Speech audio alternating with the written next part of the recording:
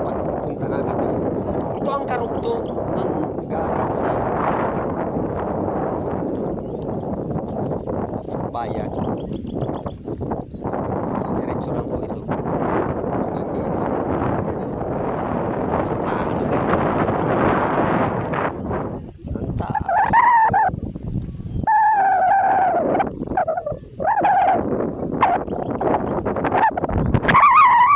Ayan, may kalabaw pa.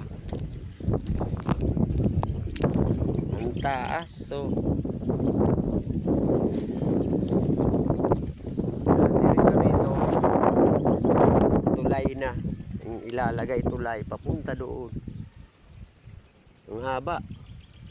May ilog doon. Tatawirin pa ng ilog. Ang taas, oh.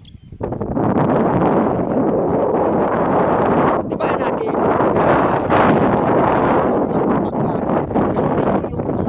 yung mahahaba?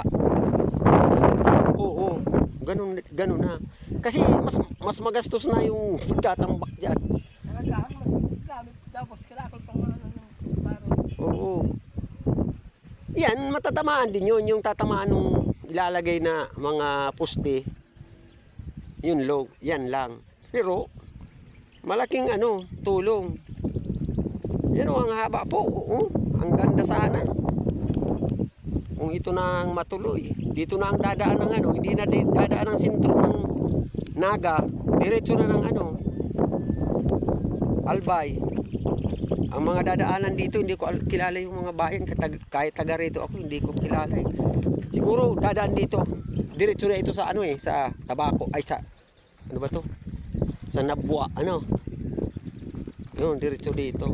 Iwasan pa lang talaga. Ang laki. Oh. Highway talaga. Oh. Ang ganda. Dito pa yung mga mga gamit na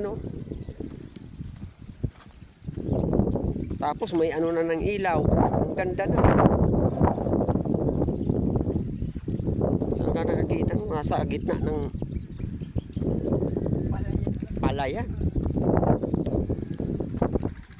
Nung umalis kami rito, wala pa ito. Taga rito rin po ako noon. Wala pa ito noon. Tagal na kaming kaalis dito nung pa kami. 79 pa ata.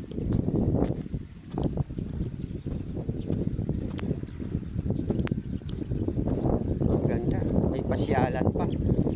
May pa ang may patok kabilaan may patok. Higing height. Ha? Oo. May patok nga Oo.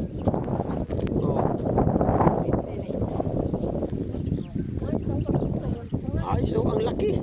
Pwede ka pang dito bisikleta. Pwede pang daanan ng bike lane, Pwede na yan Ang laki. Bike lane. Pwede na yung sa Maynila Bike lane. Oo. Yan lang, kung may mga parking. Sabagay, ang layo naman ng mga bahay dito Hindi naman ito mapaparkingan. Sabagay, ang layo ng doon pwede na magparking dito kasi hindi mo na maibababa dyan. Ayan traktor ang ginamit. Ganda po. Ayun lang na naman ako nakapunta rito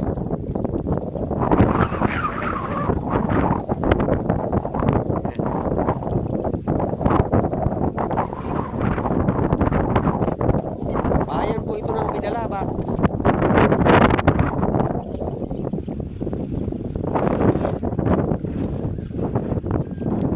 Tatagos hanggang